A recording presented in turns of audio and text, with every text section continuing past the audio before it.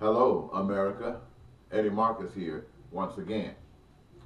Just got through talking to you a few moments ago, talking about the day that the world shined. Well, there is something that I left out that I did intentionally, and I wanted to come back, fill in that space. This world, this wonderful world that I'm sharing in and to you about, has an awkward situation that has to be dealt with before it can be shining beautiful, as I was talking about. Now, you've heard me say how beautiful this world can be. You've heard me say about the ultimate power, how it has been set up and designed so that these things could actually happen. But in your reality, there are some things going on that has to be dealt with.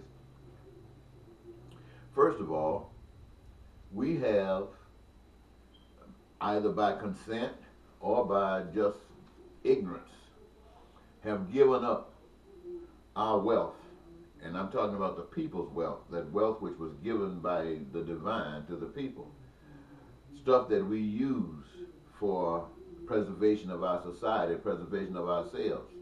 For instance, those resources like things that we use to make wood or to make bridges out of and to make houses out of, things, materials that we use to make cars out of, the materials that are used for so that cars could be mobile, fuel, oil, gas. All of these resources that were given to the people are by have been either stolen or received by consent of the people through their ignorance. And these people are making gewgaws of what they have used to replace God, money, off. And I mean the money, the dough is rolling in big time. And not even talking about that. Look at the financiers, the Federal Reserve, the central banks, the Rothschilds, and all these guys who have been raking in, the Pope who have been raking in, the Queen who has been raking in, the mob who has been just raking in, the people who commit illicit acts for their survival, like the drug dealers, the black markets, everybody raking in, and they have put their trust in this stuff, especially those who are making it, and even those who have what you call decent jobs in the system, making 100, 200,000, quarter million, so on and so forth. All these guys are making money. They are being supported by the system that is just what it is.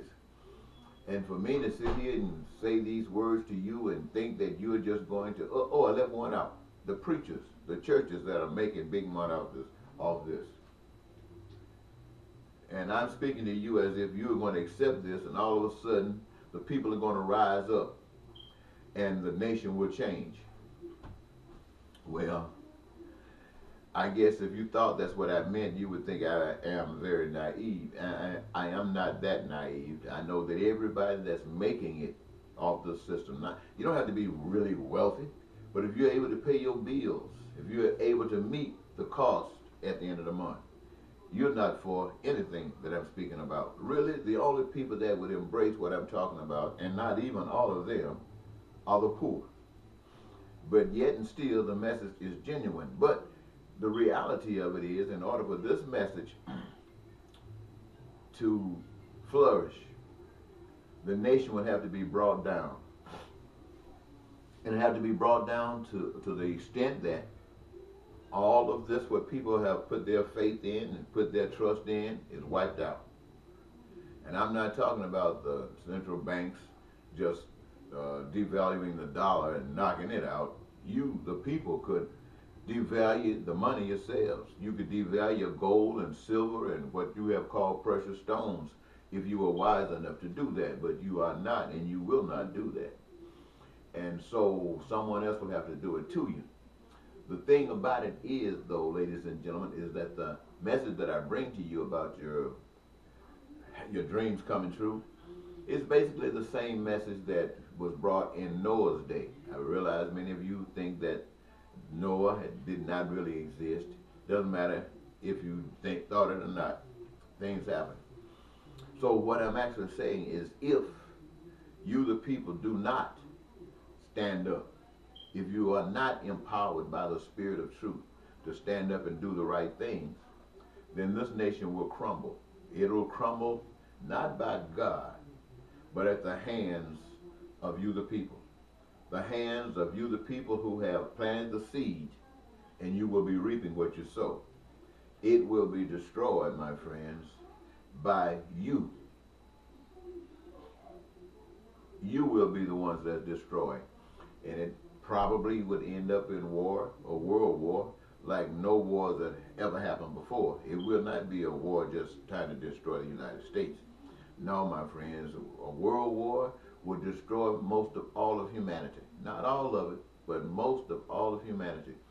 People who are living in desolate places, who don't have weapons, who are just, well, you might call them aboriginal people somewhere living in the caves or in a forest somewhere, in the woods like deers and things. They will probably survive. But every civilized nation will be wiped out. Let me say it again. Every civilized nation will be wiped out. And having that to occur, nobody blames God, because you won't even be here. But the world, all of the resources, the oil and all of the stuff that is here right now that we think is so precious, when we get wiped out, it will still be here. And the people who would remain will have the choice, as we do, to use it in a way that represents the spirit of love, or they can change it and continue to do what we have done. That's what we did after Noah. We picked right on up doing the same thing we had been doing all along. And they probably will do the same thing if they have any information, if there are any books left, if there's any part of the internet, if there's anything to give reference to this hell that we have been living in, they would copy it. They won't go around it. They won't stay away from it. They will copy it, and they will create another world just as bad as this one. So I'm saying to you, I don't want you to think that I'm naive. I know the mob. I know the gangsters and everybody that's profiting from this, and even you who got a decent job, who could ride in an SUV and pay your bills. The fact that you can own a car free, that you can have access to your home without having to pay anything for it. All of these things can happen to you if you make the choice of love. I want to leave it to you. You can make that decision. You can go that way. But the chances of you doing it are quite remote. And so I just wanted to share this with you. No, I am not ignorant. I know the people who got stashes of money. You know, people got bales of money. You know, a bale of cotton, a bale of hay. People got bales of money, bales of $100 bills that they wiped and ripped off on the people. And they can basically do anything they want to do because they got the money. And they had to do certain things to get the money that makes them part of the team. And so they can go here and there, buy whatever they want. They don't need a God to come here and say, you can do that. They're already doing it. And so when I stand before you telling you that you can do it, just like, and don't have to worry about the legal system at you, don't have to worry about the law, don't have to worry about any of those things, well, it doesn't sound that good, that impressive to you, those of you who are already making it. I just want you to know that I recognize that, and I want the poor to know that though I'm saying these things, there was one beautiful for them at the start.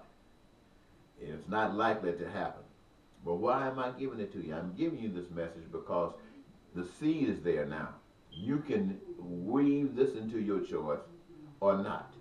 It's all on you. And I want to thank you so very much for giving me this little of your time. I hope I didn't take much of it.